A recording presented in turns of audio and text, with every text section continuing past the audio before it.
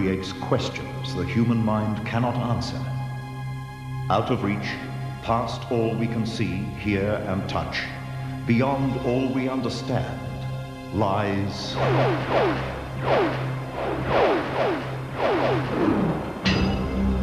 the extraordinary. Is your first name Travis? Yes. The Extraordinary is the story of Travis Walton. No UFO encounter has ever fallen into the category of the incident at Turkey Springs. There were 6 witnesses, all passed lie detector tests. All swore to what happened that day in Arizona's White Mountains. While you were standing near this UFO-like object, do you believe you were struck by an energy force emitted from that large object? Yes. It is this startling wedding photograph taken late last year in a London church. A photograph that captured the image of an uninvited guest. A ghost. Freaked me out when I first saw it. Oh, I hope it was a good one. I showed it to people at work and the hairs on their arm literally stood on end when they looked at it. It is the story of a woman who shocked a courtroom with claims she could undergo major surgery without anesthetic. She produced videotapes to prove it. My hand shook a little bit when I made that first incision. She didn't bat an eyelash. She just said, just do what you gotta do. I don't feel anything. It is the series of supernatural happenings over 3 days in the life of a veteran Australian bushman. Events that chill him to this day. Those 3 days will live with me to the end of my life. They were the weirdest 3 days that I can ever recall in all my travels.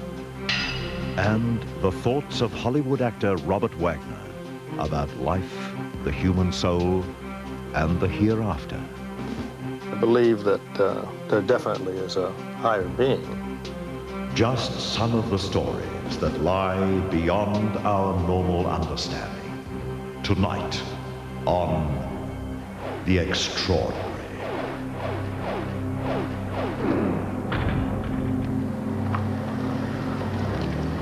Good evening. I'm Warwick Moss. On a given night, when the moon is right and the imagination is at work, a lone person might see things that don't really exist, like ghosts, spirits, maybe UFOs. But when 7 grown men see the same thing, and they all swear after 18 years that what they saw was real, then you have to take notice. In the case of Travis Walton, every witness took a lie detector test, and the results spelled UFO.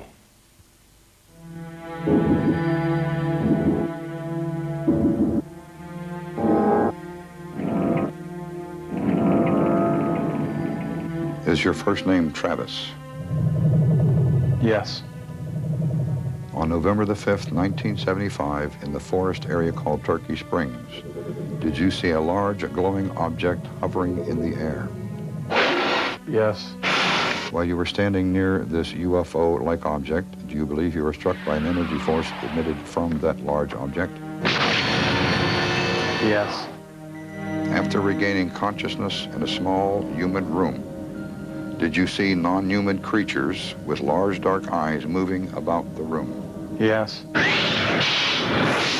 Did you conspire with your brother Dwayne or anyone, or act alone, to stage a hoax about your UFO abduction? No. It happened deep in the woods of the White Mountains of northeastern Arizona at 5:49 p.m. Travis Walton was 22 years old. He was with 6 other woodcutters returning to their hometown of Snowflake as twilight settled on the rugged woods where they'd worked all day. The crew supervisor, Mike Rogers, was at the wheel as they rounded a bend and came upon a clearing and the hovering light. It was very clear, very vivid, and it was, 75 or 100 feet from the truck. I verified that later on with my own step and loft measurements. Travis Walton has walked that same clearing 100 times since that afternoon 18 years ago. He still hasn't found an answer. I had pretty bad nightmares for a long time, but I just had to cope with this thing and get on with my life. The events surrounding that day are the subject of a new movie called Fire in the Sky, which opens here soon. But the question goes unanswered. No reported UFO encounter on Earth has ever fallen into the category of the Travis Walton case. His reported abduction by unknown beings was witnessed by all 6 of his co-workers, including Mike Rogers.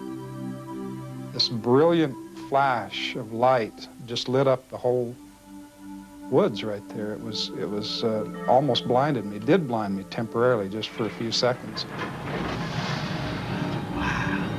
I turned back around and glanced back to my right, where I'd seen Travis standing, and he's flying back through the air. You know, he was just like as if a grenade or explosion had gone off in front of him. We all saw the thing. We all saw the guy get zapped. All swore to the same story. That's the truth, mister. That's exactly what happened. Is it? All except one submitted to lie detector tests at the time and passed. Then this year, every single one of them took more sophisticated polygraph tests conducted by the same man. All, including Walton, passed. Mr. Walton is telling the truth when he claims that this is not a hoax, that he went on board what he believed to be went on board a UFO and was later deposited on a road in Heber. His story is truthful in reference to the questions I asked. The people of Snowflake can't explain what happened that evening, including the then sheriff, Marlon Gillespie. My belief is that those individuals, those 6 individuals, seen something that they believed was a UFO. Back in the truck! When the blue light appeared above them that evening, Travis bolted from the passenger side door. I felt kind of like an electric shock go through my body, and it kind of made me go numb, and I blacked out. What's that thing? Oh, my God. What the hell's he doing out there? He's back in the truck. What the hell is it? And I hit the gas, and these guys are simultaneously screaming at me to get the hell out of there, and I was gone. They thought it had killed me, and they panicked. As the truck sped off, Travis recalls an unworldly series of events. I don't know how I got on board. All I know is that when I regained consciousness, that's where I was. I was in a lot of pain, just a tremendous amount of pain. I was lying on my back on a table, and there was a light above me. And, you know, I couldn't focus my eyes at first. I saw these creatures standing over me that I knew I wasn't in a hospital. And at that point, I just flipped out. I just became hysterical. When Rogers and his crew drove back to the clearing, Travis was gone.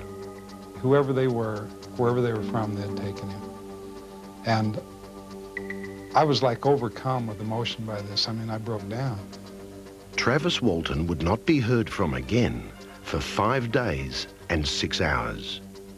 Back in the town of Snowflake, the story reported by Rogers and his men was met first with derision, then grave suspicion.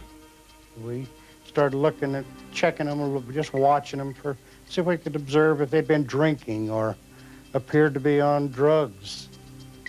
Search parties scoured the White Mountains. As the days passed, the unspoken accusation was clear. Mike Rogers and his men had murdered Travis Walton, hidden the body, and made up the UFO story. Not surprisingly, all the men were nervous about taking the lie detector test. If you're lying, my machine will show it. If you're clean, it'll show that too. How do we know you ain't been bought off? Make us look bad. Alan Dallas actually refused the test because of the accusations. But Cy Gilson's test findings would throw the sheriff's theory out the window. Each individual did not kill Walton. Each individual was not involved in causing Walton to disappear by being hurt or burying him in the woods or whatever it may be. And each of the 5 were truthful when they said they saw what they believed to be a UFO. And then, after those 5 days and 6 hours, Travis Walton woke up beside a road near the town of Heber. There was a light shining down onto the road. When I looked up to see where the light was coming from, I saw this object hovering there. And just as I looked, it shot straight up out of sight, real fast, silently. And then he told the even more bizarre story of being taken aboard the alien craft. It was quite a small room, dimly lit, and it was very difficult to breathe in there. It seemed like the air was too warm and humid or something. It was very hard to catch my breath. The creatures had examined him and taken fluid samples from his body. Some of the creatures were human-like. I saw 4 of them all together, and 3 of them are the ones that rendered me unconscious. When I first saw this human-looking person, I thought I was being saved, that I was being rescued by people. To this day, there are doubters who believe that 7 woodcutters pulled a fantastic hoax on the world at 5:49 p.m. on November the 5th, 1975, like Rich Robertson, who covered the story. Most of the time, the people who see UFOs are people that were predisposed to believing in them to begin with. I guess UFOs have a way of picking out those particular people. But others, like the sheriff who suspected them of murder, have changed their minds. I believe that there's unanswered questions out there from outer space. I think that there's probably some occurrences happening that our government may be aware of that they're not telling us. The 7 men involved don't see much of each other anymore. They hadn't talked about the incident for years, until the Hollywood movie was made. And the world began to ask the same questions all over again.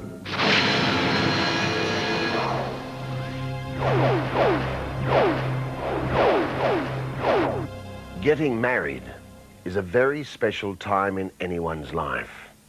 Friends gather, and in the case of Melbourne draftsman Matthew Colopy and English nanny Claire Merrison, those friends were from opposite sides of the globe. But in the small church at Chiddingly, just outside London, where Matt and Claire tied the knot late last year, there was not 1, but 2 uninvited guests. No one saw them at the time, but when the wedding pictures were developed, there they were, ghostly figures caught on film. First up, here's Alison Holloway with the secrets of Chiddingly and its church. Nestling in East Sussex, about 50 miles from London, the village of Chiddingly at first seems a picturesque but unremarkable hamlet.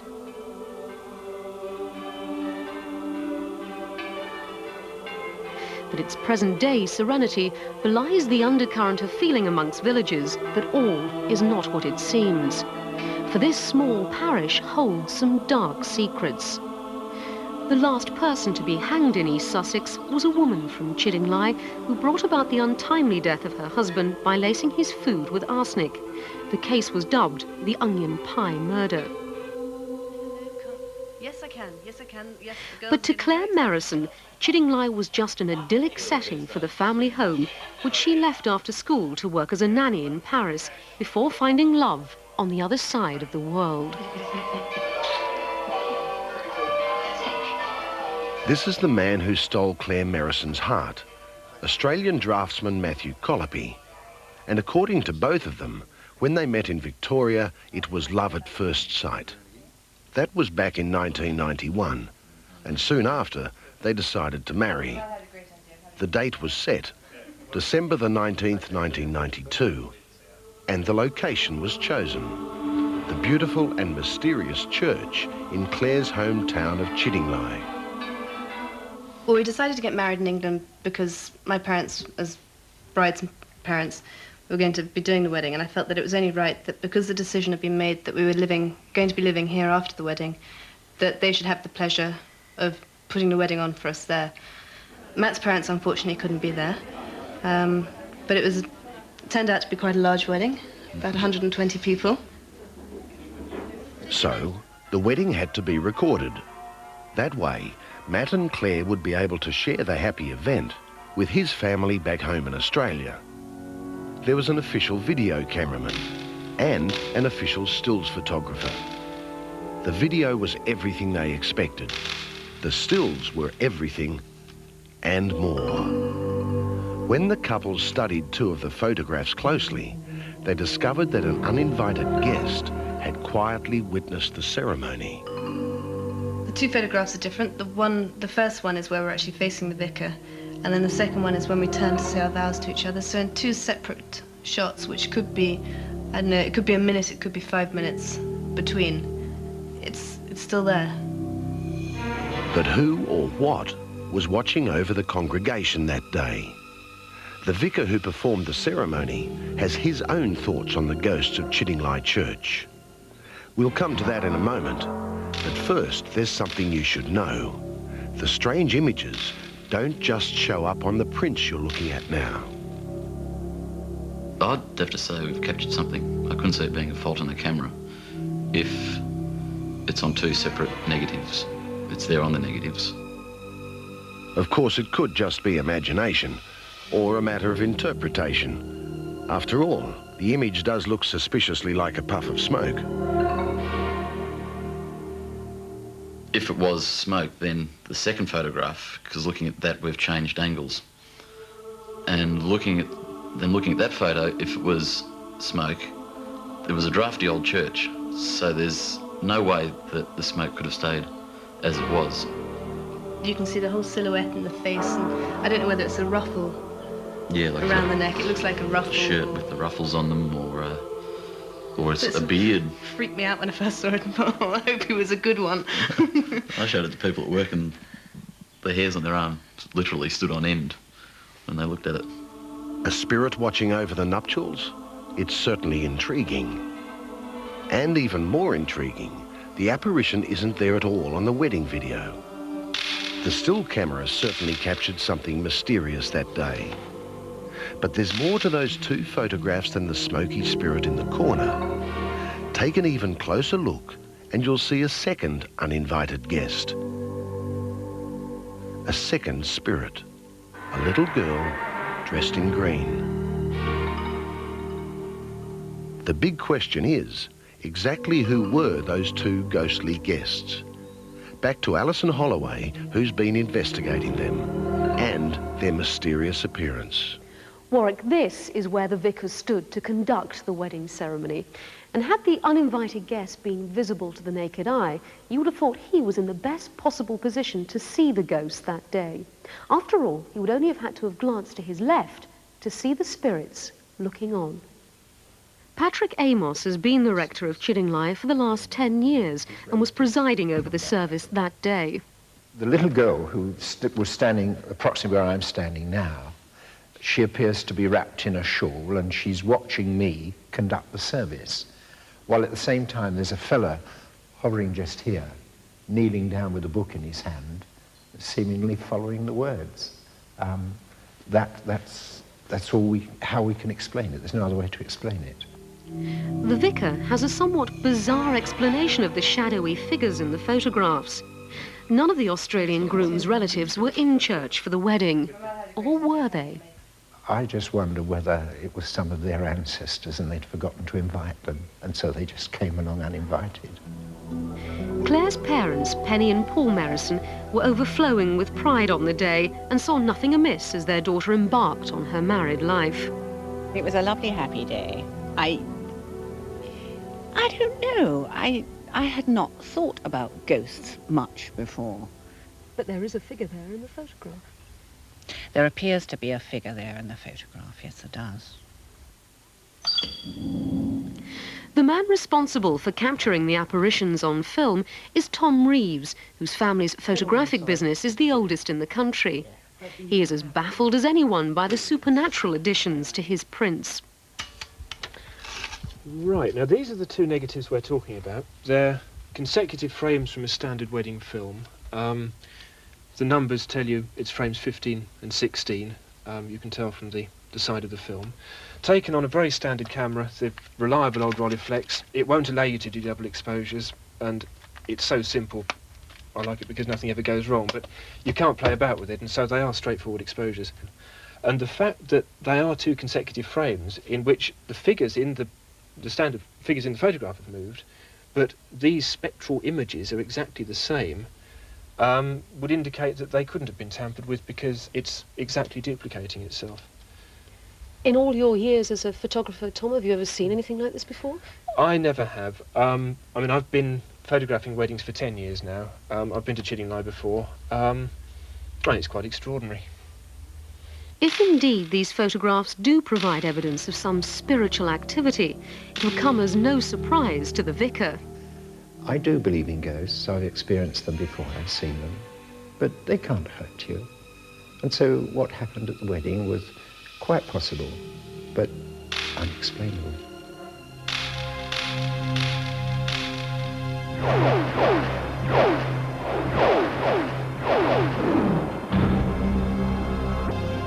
The unexplained that has played a part in actor Robert Wagner's life.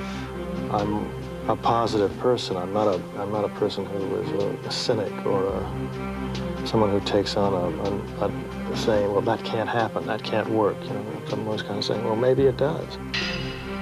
The woman who could turn off pain with her willpower. In court, she produced videotapes to prove it. I just knew in the very core of my soul that I could have an operation and not feel pain and not have anesthetic.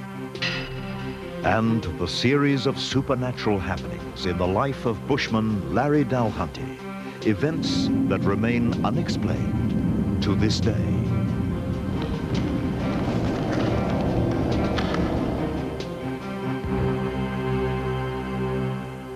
Most of us try to take the middle ground on questions of the unexplained or unknown. We don't want to be too cynical or too gullible about things we don't understand. That's a fairly average stance, and pretty much the way we found long-time movie actor Robert Wagner when we visited his Hollywood ranch. His friends call him RJ, and Wagner's not only an average guy, he's one of the most respected people in show business. He's built a career that has spanned the old and the new eras of Hollywood. He's also experienced great personal tragedy. He lost the woman he married twice, Natalie Wood, in a drowning accident off the California coast 11 years ago. After helping his children Natasha, Courtney and Katie survive the loss, he's refound his own happiness with actress Jill St. John. Professionally and personally, Wagner has endured. So we were interested in his thoughts about life and beyond. There must be something there, you know, something must be pulling us around. I believe that there definitely is a higher being. I've been involved in astrology, and I've been involved in, I'm sort of for anything that works, you know, that can kind of make you positive, and I think that's one of the things that I've been very fortunate about, that I'm a positive person. I'm not a person who is a cynic or someone who takes on a saying, well, that can't happen, that can't work. You know, I'm always kind of saying, well, maybe it does. You know, maybe that does. Am I superstitious? Yeah, I think I'm a little superstitious. Yeah, I am. I'm sort of for anything that makes it work. You know, if somebody says, if you put a hat on the bed, it's bad luck, I don't put the hat on the bed. I believe that God is within oneself, you know, within the person, and I feel that if you can give to somebody else and give to other people in a very honest way and try to sort of get through it all with some kind of dignity and some kind of honesty. I think that's about the best you can do. I know that my connection with my children, I look at them, and I can know sometimes what they're feeling. I know that they know what I'm feeling at times. I know it with Jill. You know, I can feel it. And I think that that's a very fortunate thing for any individual, to be open enough to be able to look into somebody, to see that, be able to see those things. It's lucky, you know. Are you a believer in fate? Oh, yeah. Mm-hmm. Yeah, I am. How does that play itself out for you? Well, I don't know. I think that actors believe in fate a lot. I think fate is a good thing to believe in. You never know what's going to happen. And I think that most actors, and I think it's very good for people who aren't actresses, to try to live within the moment. And if you can live within the moment, then I think you are a believer in fate, because you never know what's going to happen. You never know what the next beat is going to be. I'm not a very predictable, you know, I'm sort of interested in what's going to happen. Perhaps it was fate that led Natalie Wood into his life's path. She was just a kid at Fox, you know, and she was walking down the hallway with her mother, and she saw me, and she said to her mother, she said, "I'd like to marry him one day." Well, it's fate, maybe, huh? Do you believe in reincarnation? To some degree, yeah. I think that's a possibility. I wouldn't mark that out. Do you believe a soul goes on? I do, yes. I do believe a soul goes on. I do believe that there's more out there than what's just here. And I sincerely hope that a soul goes on, because there are a lot of beautiful souls that are out there.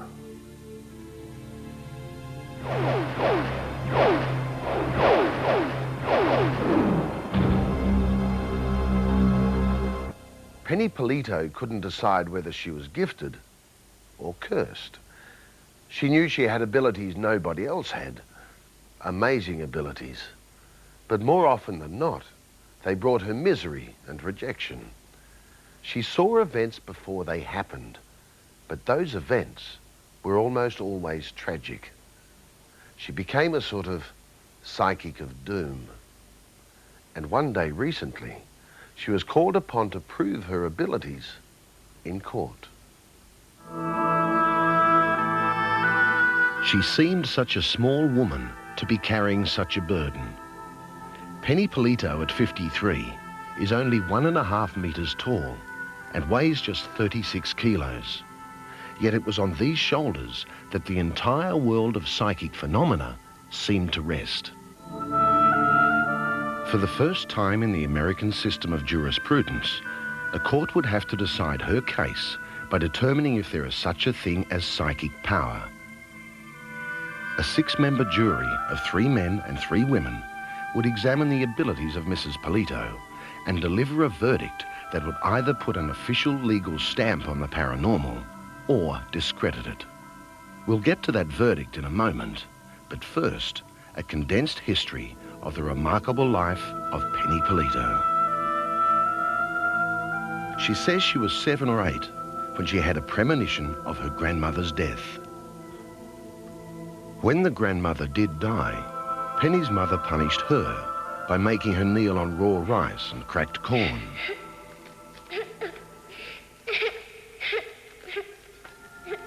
At the age of 10, she got into more trouble when she told a playmate she had a vision of the girl's grandfather lying in a box. The grandfather died a month later, and the playmate's mother banned Penny from the house. She said she was satanic and evil. You can't come in here. Don't come back anymore. Years later in Tampa, Florida, Penny begged a co-worker to make her daughter change travel plans. But I really feel it's important. I have this feeling. Don't ignore it. The fatal head-on collision Penny foresaw came true. The dead girl's father came to Penny's house and told her, I just wanted to take a look at the woman who killed my little girl. Penny's premonitions have never been the kind to make her popular with the neighbours. The one that terrified her and husband James the most happened in 1981. She was with him on a hunting trip near Palm Beach. They ran into a young couple, and Penny froze. As soon as I saw them, I don't know how else to say this, I felt the touch of death on me. I knew the couple would be harmed. I said, within 48 hours, that couple is going to be dead, both of them. The couple was found murdered in the woods a week later. Polito not only described their bullet wounds, she pinpointed the spot where police would find their bodies. I tossed it over in my mind a million times, should I have said something to the couple. But if somebody comes up to you, a complete stranger in the middle of the woods, and says, you know, I think you ought to get the hell out of here, because if you don't, you and your husband are going to be dead. Look, what kind of nut is this? In November 1984, she first realised she had another amazing power. She could suddenly turn off all pain. Mrs. Polito calls it the process of going automatic, or piping in. I call what I have, rather than saying I'm psychic, I say I have my pipeline. By the time Mrs. Polito would have her day in court, she'd undergone major surgery on her foot and serious breast surgery, without the help of anaesthetic. It was all recorded on video. It was probably the most extraordinary thing I'd ever seen. The court case in Broward County Circuit Court came about later when Penny sued a hardware store called the Home Depot. While Penny and James, her husband of 33 years, were in the store in April 1987, a stack of heavy lumber fell on her head. It knocked me to my knees, and I instantly got 2 goose-egg-sized lumps on my head. The injury, she claimed, had left her bruised and dazed. But worse, she had lost her ability to turn off all pain. Scientists have never seen automatic working like my physicians have seen it working during surgery. I haven't got it anymore to show them. When the trial got underway, on January the 28th, 1991, the hardware store's lawyer, James Locke, found himself up against a lineup of medical testimony that could not be ignored. First, there was the story told by a well-respected and amazed podiatrist, Dr. Sheldon Willans. I had never heard of anyone cutting a bone out of the foot without anesthetic. She insisted that it could be done. My hand shook a little bit when I made that first incision. And when you make an incision with a scalpel into the foot, there's a significant amount of blood. And she didn't bat an eyelash. She just said, just do what you got to do. I don't feel anything. To discredit Penny, the hardware store brought in James Randi, the author who debunked Spoonbender Uri Geller. But the evidence Penny Polito delivered next, the videotape and testimony by Dr. Alan Fields, brought the courtroom to hushed silence. And I know I've seen a phenomena. I know I've seen something to me which is absolutely amazing. This is surgerizing someone with a scalpel, and she never did anything more than smile. I felt the needle go through, but minus the pain, no pain. And the undeniable drama of Mrs. Polito's videotape became the hottest talk in Florida medical circles. I don't know how she did that. I don't know what she did, but I've never seen it like that before. For 2 weeks, little Penny Polito battled in the witness stand, and the jury faced evidence that seemed taken from a science fiction movie. At one point, even the judge was moved to comment, "I don't understand it, but I believe in faith healing."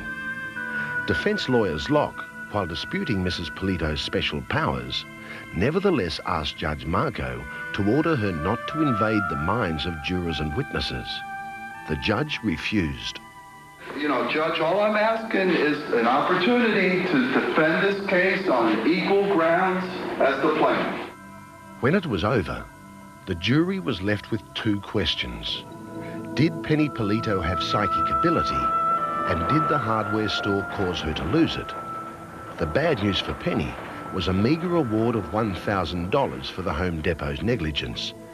But the more important principle about her psychic ability was summed up in the final judgment. The plaintiff, Penny Polito, had automatic ability, which she did not lose. And for little Penny Polito, after a lifetime of doubters, ridicule and rejection, that vindication was worth more than all the money in the world.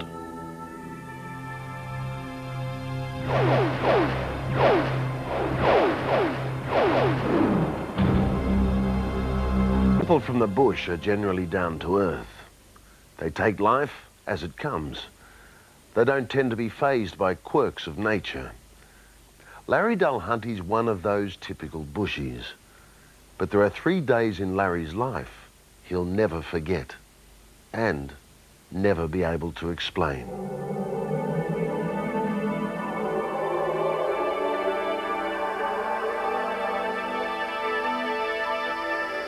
It's hot out here, and bright. Not a lot can pass without explanation. Everything can be seen and heard. It's the outback, in the heart of Australia. A place not a lot of people ever really see, ever really understand.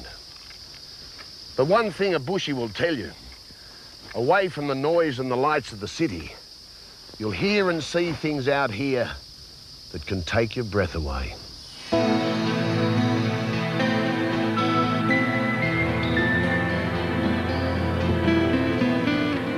This part of Australia, between Cloncurry and the Gulf Country, is about as remote as you can get.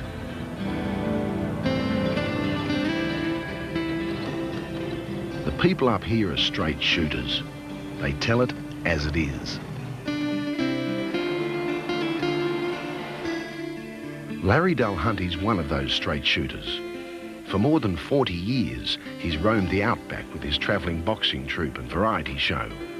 He's learned to live by his wits and live off the land, and he's had many a baffling experience. But the weirdest 3 days was sometime in the 1970s when I left Charter Stowers to perform at the Normanton races in company with my daughter Judy and a boxer. Rewards are few in the bush. After a long, hot day's travelling, the group set up camp and relaxed under a seemingly peaceful night sky. Quiet air, it's a good quiet camp. That's good how it should be. But this night was to be anything but peaceful. When suddenly my daughter Judy screamed in terror, and here was this object hovering about twice treetop level for just an instant, and it took off at high speed, lighting up the whole countryside. It takes a lot to unnerve a bushie. So despite the shock of the unknown, the Dulhunty troupe decided the show had to go on.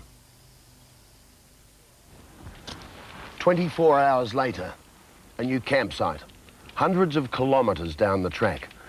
But what was to follow would make the events of the previous night seem almost normal. Well, it was between midnight and dawn. I woke up. I don't know what woke me. It was a freezing cold night, and my head was under the blankets. And the blankets were gradually moving up and down, up and down. I thought, my God, there's somebody here's going to club me over the head with a weapon. And after these blankets had moved up and down several times, I suddenly threw the blankets off and jumped out, ready to defend myself. And there was not a sign, not a sound. The bush was completely still, eerie stillness. No wind that could have been blowing the blankets. I just could never be able to explain what that was. The next morning, Larry decided he was better off keeping that experience to himself. That was until he joined the others and found out that he wasn't the only one who had trouble during the night. But as we were drinking tea at the campfire, Captain McLean said, by gee, Larry, I had a weird experience last night. It just felt as though somebody was lifting my blankets up and down. Well, you know, it's a funny thing that you should say that, because last night during the night, my blankets kept moving up and down like that, and I was petrified. Larry and young McLean left it there, and the trio set off again, through the lonely Queensland bush. They were headed for another town, another show, and their third encounter with the unknown. This one, the most mysterious of all. What's that, Dad? Falling from the sky, there was thousands of cobwebs. And now don't ask me to estimate the cobwebs in thousands. I couldn't. I'd have to go into millions. That's how many. For quite a while, Larry thought maybe it was the heat, that he was seeing things. But later, he was to hear that at Burnett Downs, some 450 miles away, more cobwebs were seen drifting down to Earth. And at Charters Towers to the south, Robert Sweeney, a local alderman, was to confirm that it happened there too. Well, in the early 70s, I was out at the golf club playing golf, and we were out on about the 4th or 5th green, and all of a sudden this sort of wind blew up and this sort of queer stuff came over. We thought it was mist for a start, light rain or something, but it turned out that it seemed to be some sort of a cotton thing or cobwebby turnout.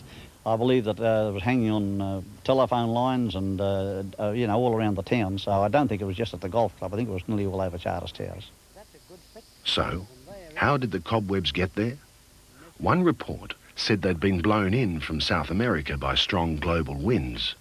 But John Thompson, a world expert on spiders, is not so sure. Well, there's certainly nothing unusual about spiders floating through the air on what we call gossamer, which are just little threads of silk. But in such tremendous numbers, to me, is really mind-boggling, and I have no explanation. These days, Larry's still on the road, way out west, still mystified by those events back in the 70s. His daughter, Judy, has settled down in North Queensland, but her mind is far from settled. The memories trouble her to this day, and even now she has nightmares, vivid dreams of blinding lights and cobwebs.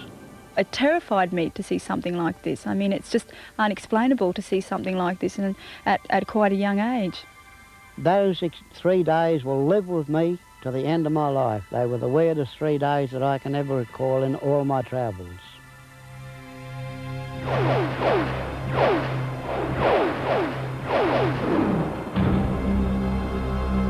Shot in a million. A bullet that ricocheted off New York Harbor, traveled 2 kilometers, and beat impossible odds to claim a life in highway traffic. An untold story. Next week. That story about the magic bullet is one of the most amazing I've seen in a long while. Don't miss it. Thanks for joining us tonight. But before we go, another story from our show next week. It's about a woman named Sandra Hill and her frightening discovery that she had lived a previous life. Sandra's story is riveting. Under hypnosis, she becomes a woman who lived more than 100 years ago. But Sandra's nightmare is the stark tragedy of her own previous death. My whole being changed. I went from me being me to this young, vibrant young lady who was just glad to be alive and glad to run to this gentleman in the doorway. My foot caught in the hoop. With that, I rolled and fell.